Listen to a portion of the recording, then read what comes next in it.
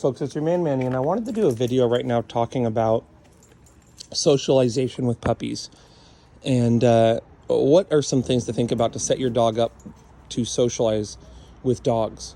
Now, whether you have a dog you want to go to restaurants with and you want them to be calm even if another dog comes into the restaurant, or maybe you have a dog that you want them to be able to go down to the dog park regularly and exercise with other dogs.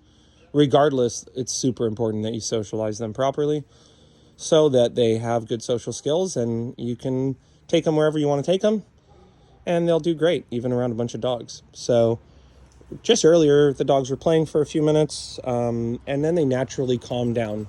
And that's something that I always look for, is that the play has a natural ebb and flow, that the dogs will get excited, the dogs will play, and then Dawn's depressed here. Go on, Dawn. Go on, Donnie, go. Dawn might be a little subdued because the puppy's been kind of harassing her, believe it or not. So she's a little bit timid.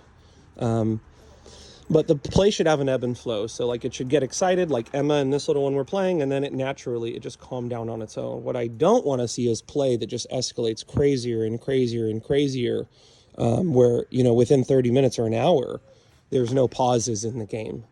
There should be pauses. If one dog wants to take a break to pee, if one dog needs to take a break to drink water, if one dog even just needs to take a break because they're getting tired, it should be easy for them to take a break, and the other dog should understand, hey, they're taking a break.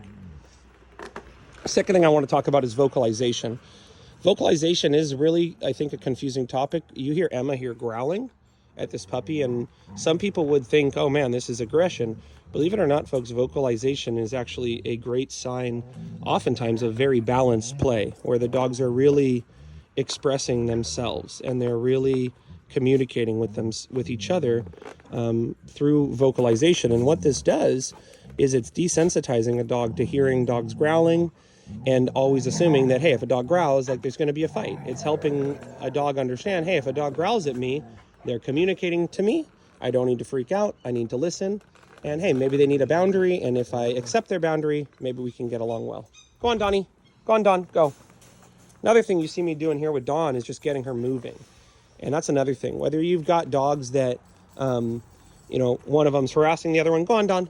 Go on, Dawn. Go on, Dawn. Go. Go on, Donnie. Go. Go on. Go. And maybe one dog's harassing the other one, or maybe you have Dawn here who's just like not quite sure what to do and a little bit confused. Keeping the dogs moving is a way to keep the energy flowing and to avoid conflicts. So if I see one dog stuck in the corner and the other dog is kind of pouncing on them, I'm going to get the dogs to move. And you saw here, like I'm just using this dressage whip to just explain to the dogs, hey, go on, move out of the way. This one's going to try to bite this thing. Okay, go on, go. Go, go, go. Go. So helping dogs move with your body language is so important when it comes to socialization, and just helping the dogs move just like this. Hey, if I move towards you, move away. Go on. And that way, if they're playing with each other, I don't have to reach in and grab a dog.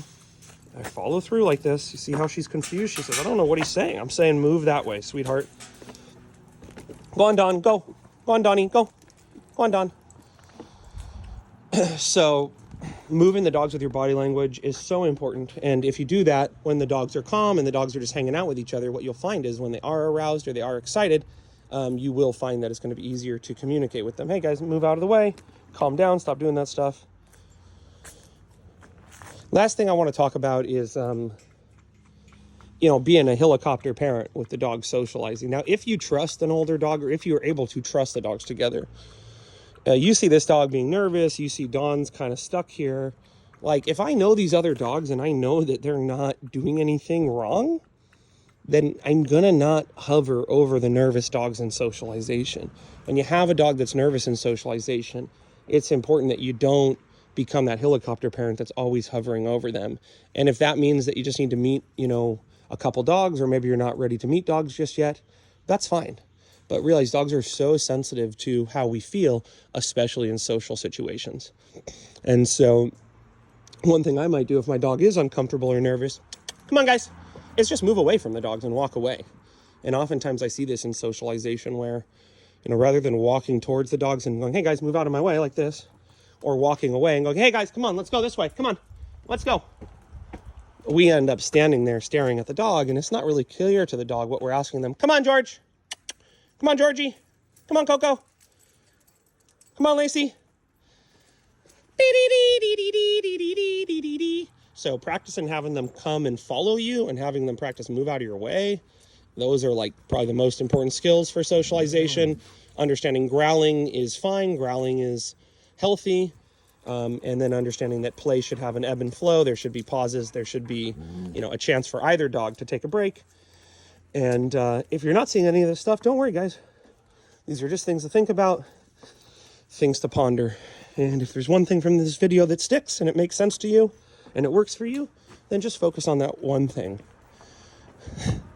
Remember, as always, folks, we don't blame them. We train them, and that's people as well as dogs. So don't go blaming yourself. If you've made a mistake or if you haven't gotten your dog off to the right foot, don't worry. Like, I have made so many mistakes. That's how I have learned so much. And believe it or not, your dog will forgive you if you forgive yourself. The dogs are very forgiving. So you can always find me online, followleaderk9.com, if you want online consultations. Or you can find my poetry book online, Loving, Leading, and Losing Stories from the Dogs That Trained Me. M&E-T, heel. Heel. Okay, folks, until then, take care.